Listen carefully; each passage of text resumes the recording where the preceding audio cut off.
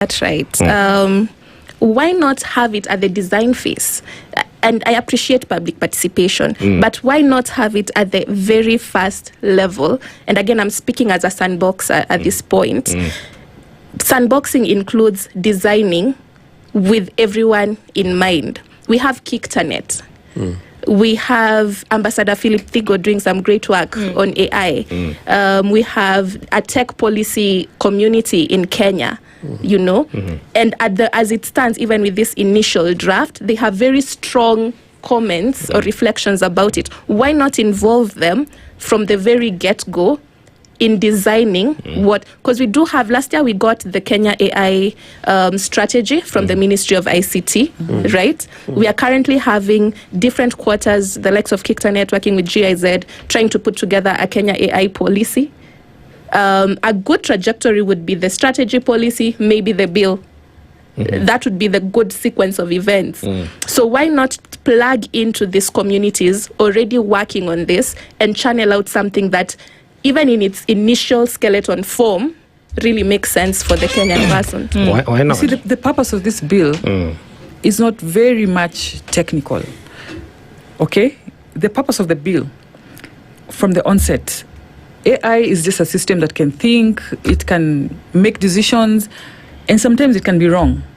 And when it's wrong, what happens then? Where is the accountability? That's where this bill comes in.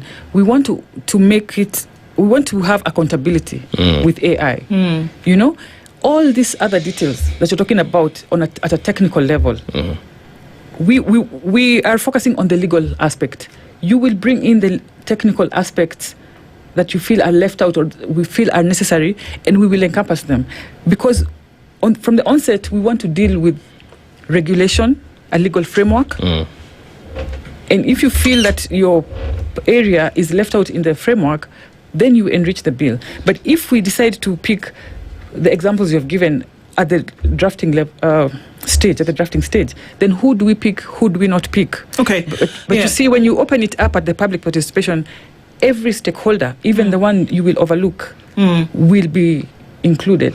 So I hear you saying that, I mean, and whereas the technical side of it may be a bit sticky at the moment, but from the point of raising the bill in the first place, how do we divorce that idea from it being a purely political tool to dissuade Kenyans from essentially doing what they want to do on the internet? How do we, from where you sit, say that, actually, guys, this is not because somebody might make an AI video about Karen Nyamu, the senator?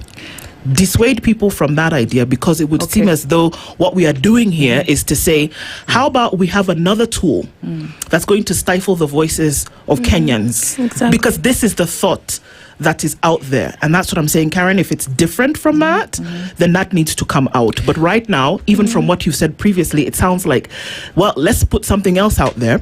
Whereas Kenya has had a difficult time standing by cyber crime rules, standing by cyber laws.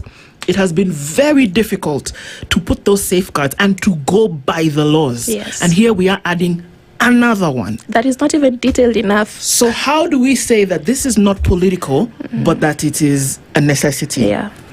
You keep saying it's not detailed enough, but I think I have explained. It's not. Like, think about even the prohibited use of AI. Be. So let's Just so that we don't layer issues here, let's have that answer, please. Detailed enough.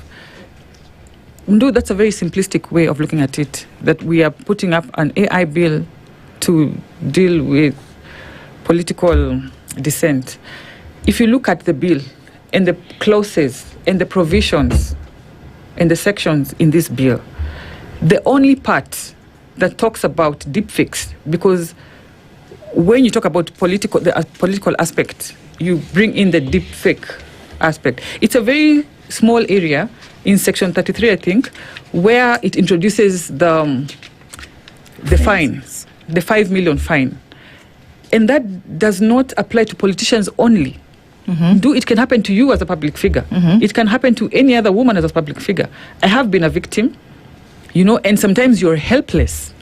There are lots and lots of deepfakes on me, and I have learned to, you know, you can look at it, you're mad, and what can you do about it? Not much, because it would be too much effort. So you just learn to get a thick skin. So can you do something about it with this bill then? Would you be able to do something about it? Yes. With this bill? Yes. Okay. You'll be able to go after the person. And because anyone who uses your image or fakes your voice needs to have consent. Okay? And even after you have consent, that content has to indicate that this is AI generated. It is not just politicians who are victims to deepfakes. Any public figure can be a victim of not even necessarily public figures, even your relatives. So looking at it politically is a very simplistic way of looking at it, because the provisions of this act are actually good and progressive provisions. This is a progressive piece of legislation, and it is the political aspect or deepfake aspect is just one very simple.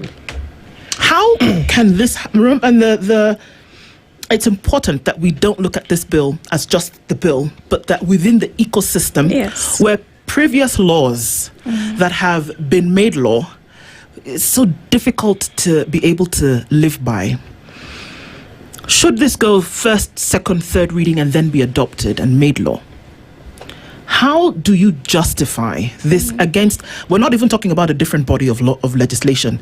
The same character of legislation has not been followed in Kenya. How then do we add another layer of it and say, this one now we will do, still removing the political tinge? You know, if a law exists, it's up to Kenyans to apply the law or not.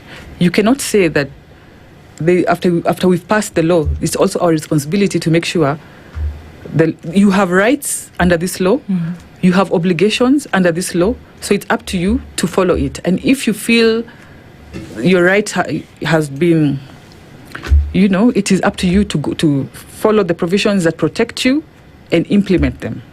As for this law, there are other laws, of course, that require the government to implement and all that. Immediately this law passes, we are going to have a commissioner of AI appointed, because that will have to follow through. Okay? There is funding for the operations of the IT. There is the framework of what is expected of the commission and its committee.